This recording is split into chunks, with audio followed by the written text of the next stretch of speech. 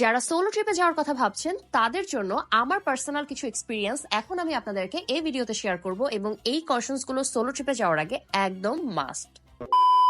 Hello guys, welcome to my channel Shurovy Yeasmin।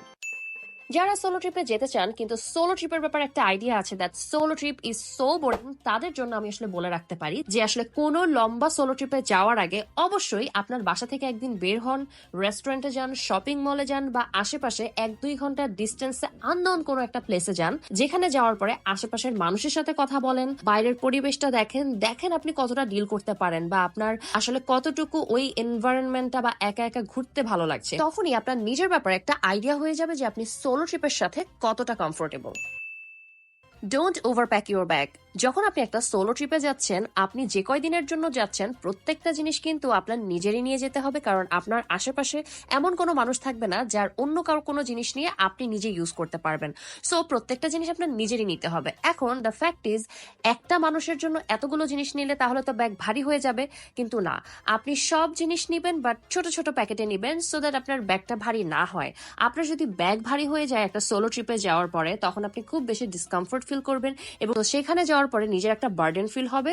So must make sure that আপনার bag যেন light হয়, যেখানে আপনাকে কমফোর্ট ফিল দিবে এবং যেটা নিয়ে আপনি সব জায়গায় ইজিলি ঘুরে বেড়াতে পারবেন।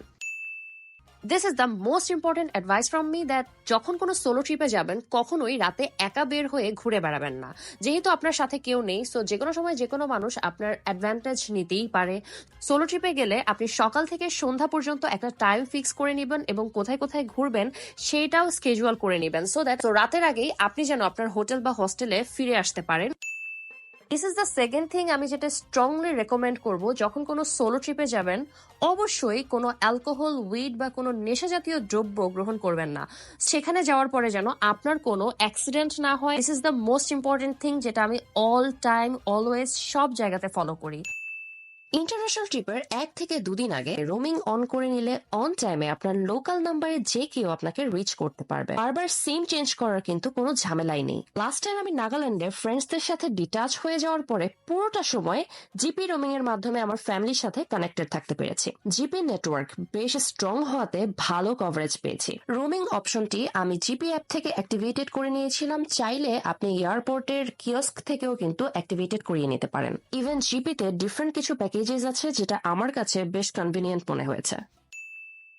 কোথাও যাওয়ার আগে অবশ্যই যে জায়গাতে যাচ্ছেন সেটা নিয়ে ভালো করে রিসার্চ করে যাবেন এবং যাওয়ার আগে একটা আইটেনারি বানাবেন। এই আইটেনারি আপনার ফ্যামিলি বা ক্লোজ কারো কাছে আপনি শেয়ার করে রাখতে পারেন এবং আপনার গুগল লাইভ লোকেশন আপনার ফ্যামিলির সাথে অবশ্যই শেয়ার করে রাখবেন। ট্রিপে যাবার আগে অবশ্যই আপনার অফলাইন ম্যাপটি ডাউনলোড করে নেবেন এবং এটা কিভাবে ডাউনলোড করতে হয় এবং ইউজ করতে হয় সেটার জন্য আমি একটা অন্য ভিডিও অলরেডি আপলোড করে রেখেছি।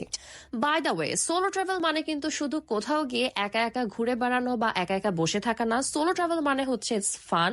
You can talk to strangers, meeting new people, travel with them. এবং I love solo traveling so that I can introduce with lot of people, lot of different people. এবং solo traveling থেকে কিন্তু আমার অনেক অনেক বন্ধু হয়েছে এবং যারা এখন আমার অনেক ভালো বন্ধু। যত বেশি মানুষের সাথে ইন্ট্রোডিউস হবেন, যত বেশি এক্সপিরিয়েন্স হবে, তত বেশি ফান।